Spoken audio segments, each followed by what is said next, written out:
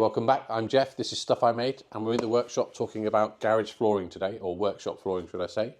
Before we talk about the new flooring, I'm just going to talk to you a little bit about what I had before. So this product that I had previously was from Costco, and the texture, it was hard to keep clean. Dirt and grime and glue would stick to it and be hard to get out. It was very thin, and if you rolled something or wanted to drag something over the floor, it would buckle up. Even with wheels on casters, if the item was slightly heavy, the floor would buckle up. So not an option really to keep that. I wanted rid of it.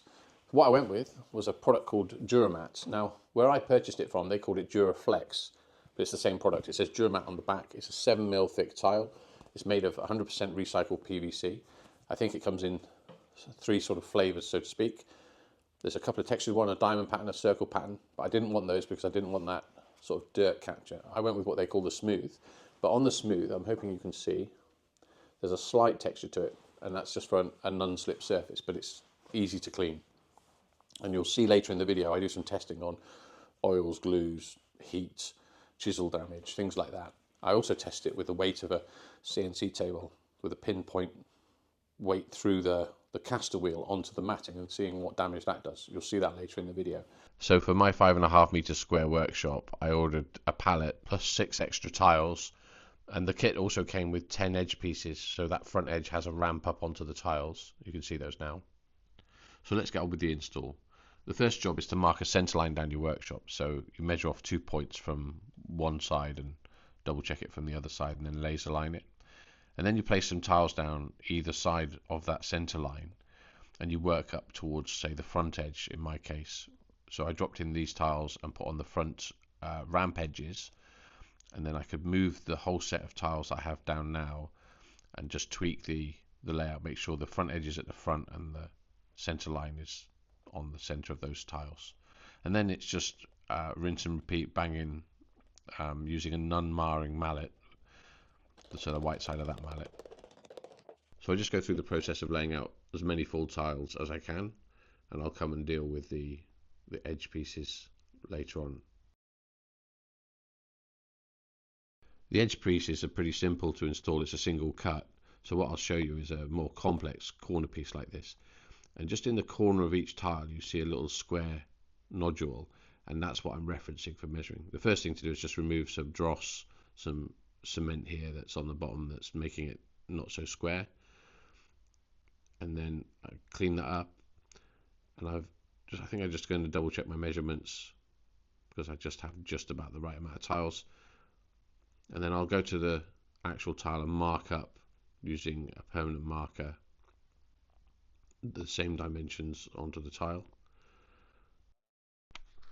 There's a few options when it comes to cutting the tiles. I'm using a track saw right now. You could use a jigsaw. I also use a standing knife, which requires quite a bit of pressure and a few cuts. And with the amount of tiles I had to make cuts on, I don't think a standing knife was a viable option for me.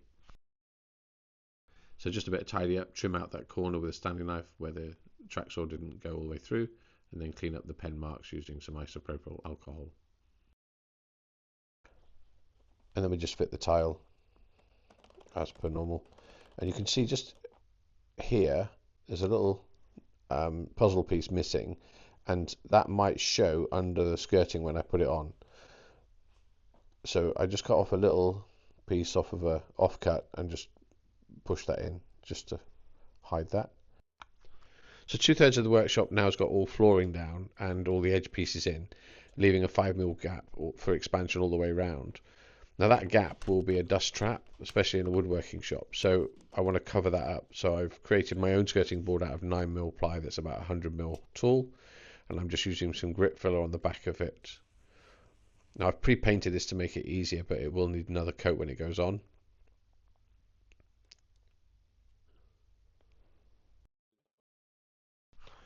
Okay, you can see that I've masking taped off, ready for painting or second coat of the skirting. And you can see that I've started to cork the top edge as well. So I'm just doing some corking here now.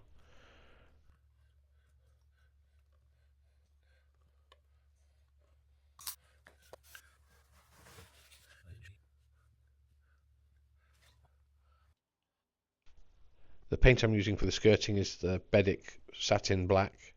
and I think for the walls it was the matte black, and it's a great paint. I know it looks like I'm very close to the tiles with the paint, and you'll see later in the video me testing the tiles for things like paint and glue, and how easy it is to get paint off if you deal with it quickly.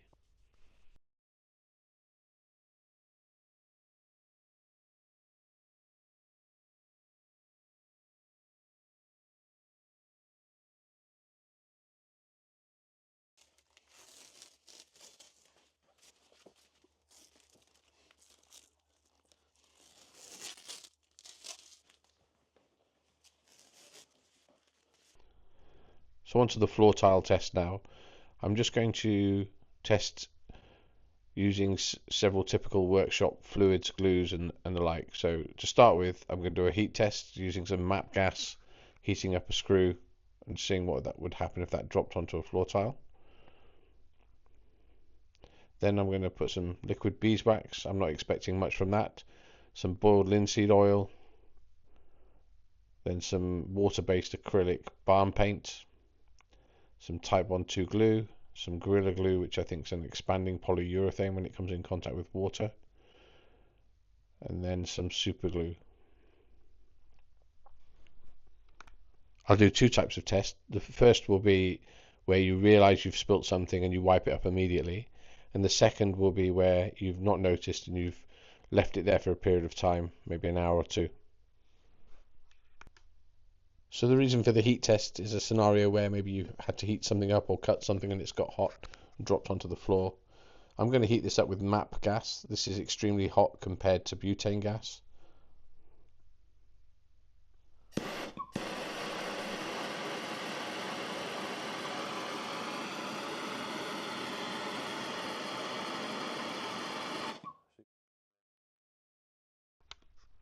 So as expected, it just would instantly burn or melt the plastic.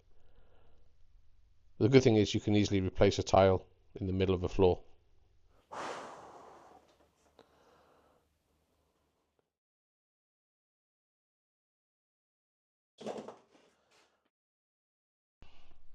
Okay, so first up with the liquids, we'll start with super glue.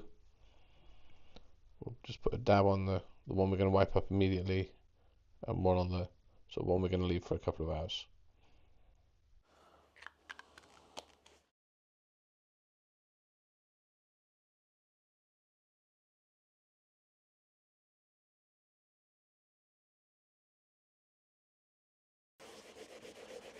Just quickly wipe that off with a dry cloth, and then typically I would just use some isopropyl alcohol, but you'll see later maybe this is a mistake on the super glue.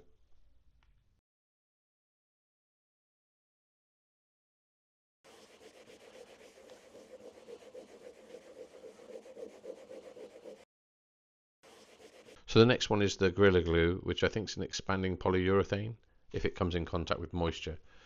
I'm just simulating it dropping on the floor, so I've not done that. We'll take the majority off just with a dry cloth first.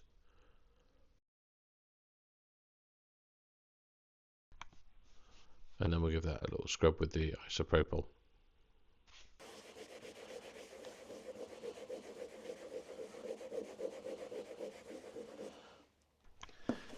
And you can see where the superglue was, where the isopropyl alcohol evaporates, it leaves this dry white crusty patch. You can see it there now that it's dry. So on with the wood glue, just a little squeeze of each.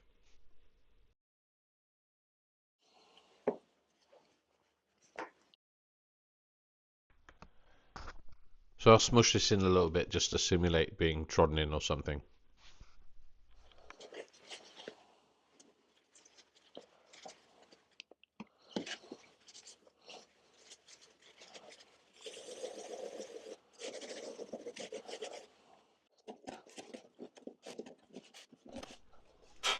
So water-based paint next, and I think if you act pretty quickly with some cleaning fluid, you can get all of this off.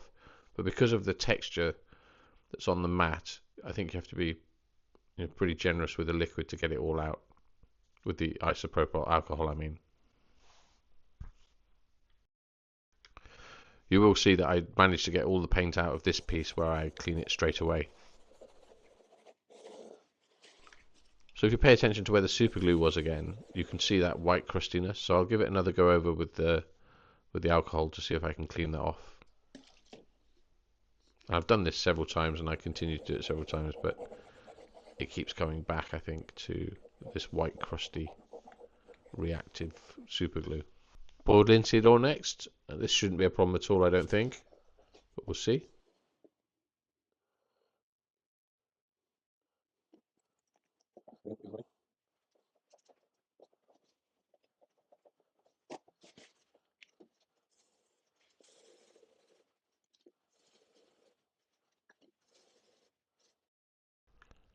Just a dab of the liquid beeswax, and this should just easily wipe off. It is just wax after all.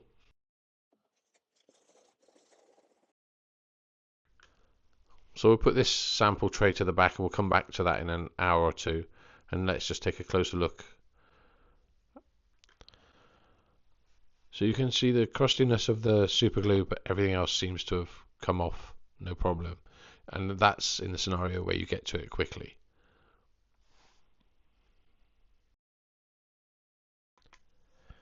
So we'll just simulate the chisel dropping off the bench and bouncing into the floor. We'll do it on a slight corner.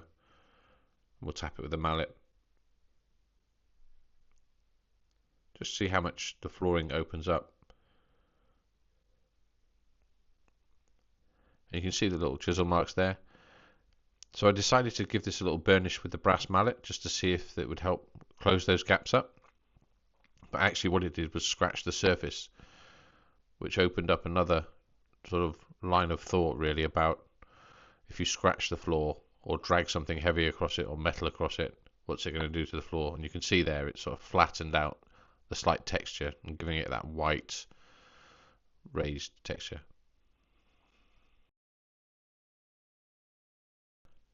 I'm not sure why I'm trying this. I'm seeing if it'll sort of dull back the white scratches on the surface using some alcohol. It doesn't really work. As the alcohol evaporates, the white comes back. So just another interesting point, I suppose, is you can see in the center of the screen that little dimple. Now the caster wheel of the CNC table was sat there and it left that dent, so I pushed it back and put these cut-offs underneath it, but it's still sort of dented through that.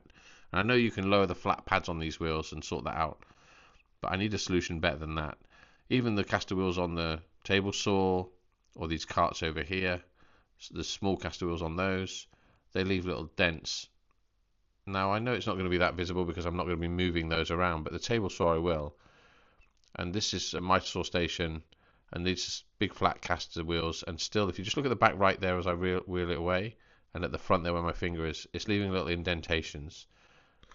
So my solution is I'm going to try and get as many tools onto those lowering casters so the wheels aren't actually always in contact with the floor.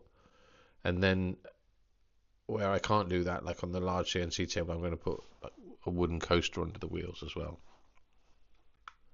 Back to the scratch test that I was doing before, where I scraped or burnished the flooring. I'm just going to give it a blast with some heat. Now because I'm using MAP gas and that's super hot, you can see it very quickly burnt it. But if you were using propane, I think you could be a bit more gentle with the heat. Now later on I'll do a test where I put the heat a little bit further away. So let's jump to that. So first up, let's create a new scratch to test with the heat. There we go. You can see what it does. It flattens down the texture. And I think on this occasion, I blasted it and I'm still a little bit too close. Ooh, actually, I think on that occasion maybe it was all right, but you could just see it's knocked off the white edge. I go at it again and I think I burn it here. Not that you can see because it's off screen. That's useful, isn't it? Yeah, you can just see that slight burn, but that first blast didn't do it. So let's have one more go. So on this occasion, we'll just be a little bit more gentle with the heat by being a little bit further away. And you can just see it just takes away that white glare if you're just a little bit careful. But I think I said earlier, you can replace these tiles, so it's not the end of the world. But yeah, that one came up pretty good. So this is the samples that we left for a couple of hours. Let's have a go at cleaning this all up. So the liquid beeswax, That came up no problem at all, as did the boiled linseed oil. They both cleaned up, no issues at all. And then as for the paint, because of the texture and it had dried in there, it didn't come up great. But I do think with a bit more persistence and perhaps like a nail scrubbing brush, I could have got the majority of it out so that it wouldn't really be noticeable. So I feel pretty confident with that. The glue hadn't quite gone off yet, but still I was very pleased with how well it came off the mat. Bit of a scrub and it all but disappears.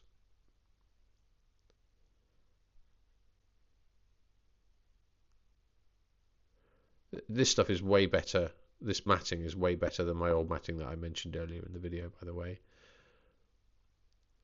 And then the Gorilla Glue, the sort of expanding PVA glue, if it comes in contact with water, I did a pretty reasonable job of removing that with some of the alcohol. And I think the one that did the real damage is the super glue. That's crusty hard on there, as you would expect, and the chisel just sort of slips over it. Scraping it doesn't really work. Alcohol won't touch it. So I think I'll just be super careful using the super glue in my workshop. So yeah, overall I'm pretty impressed with the tiles. I think across the span of the workshop they're going to look great. I think the only disappointing thing for me really is the caster wheel issue, but I think I can just be careful around that. So yeah, all good.